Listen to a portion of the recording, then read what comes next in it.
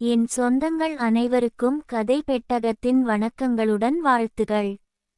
ஒரு காட்டில் கெட்ட சுபாவமுள்ள ஒரு தேள் வசித்து வந்தது. அந்த காட்டின் நடுவில் ஒரு நீரோடை ஓடிக்கொண்டிருந்தது. ஒரு நாள் அந்த தேளுக்கு இக்கரையிலிருந்து அக்கரைக்கு செல்ல வேண்டிய நிலை வந்தது. அதனால் அந்த நீரோடையில் இருந்த பெரிய மீன்களிடம், என்னை அக்கரைக்கு கொண்டு போய்விடுவீர்களா என்று உதவி கேட்டது தேள். ஆனால் நீ கெட்ட சுபாவமுள்ளவன், எங்களை கொட்டிவிடுவாய் என்று பயந்து அந்த மீன்கள் மறுத்துவிட்டன. அடுத்து நண்டு, தவளை போன்ற உயிரினங்களிடமும் தேள் உதவி கேட்டது. ஆனால் அனைவரும் ஒரே பதில்தான் சொன்னார்கள், உன்னை நம்ப முடியாது என்று. அப்போது தேள் தனியாக நின்று யோசிக்க ஆரம்பித்தது, எப்படி இந்த நீரோடையை கடப்பது என்று. அதே நேரத்தில் அந்த நீரோடையில் ஒரு ஆமை நீந்தி வந்து கொண்டிருந்தது.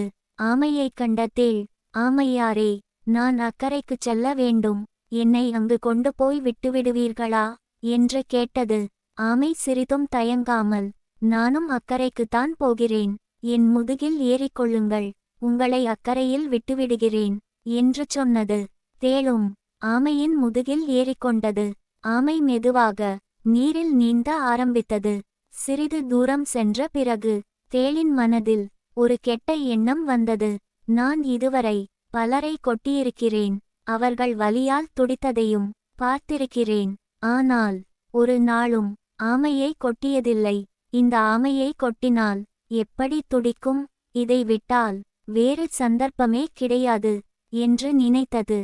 அந்த கெட்ட எண்ணத்தோடு தேள் ஆமையின் முதுகில் கொட்டியது. ஆனால் ஆமை எதுவும் பேசவில்லை, அமைதியாகவே நீந்திக் கொண்டிருந்தது. இதை கண்ட தேள் ஆச்சரியப்பட்டு கேட்டது, ஆமையாரே, உமது முதுகு ரொம்ப கடினமாக இருக்கிறதே, உங்களுக்கு வலியே வரவில்லையா என்று. தேளின் கெட்ட எண்ணத்தை புரிந்து கொள்ளாத ஆமை மெதுவாக பதில் சொன்னது, என் முதுகு கடினமான ஓட்டினால் மூடப்பட்டுள்ளது, அதனால் அந்த இடத்தில் எனக்கு வலி வராது. ஆனால் என் கழுத்து பக்கம் மென்மையாக இருக்கும், அங்கேதான் எனக்கு வலி, காயமெல்லாம் ஏற்படும் என்று சொன்னது. ஓ, அப்படியா என்று கேட்ட தேள் மெதுவாக ஆமையின் கழுத்துப்பகுதியை நோக்கி நகர்ந்தது.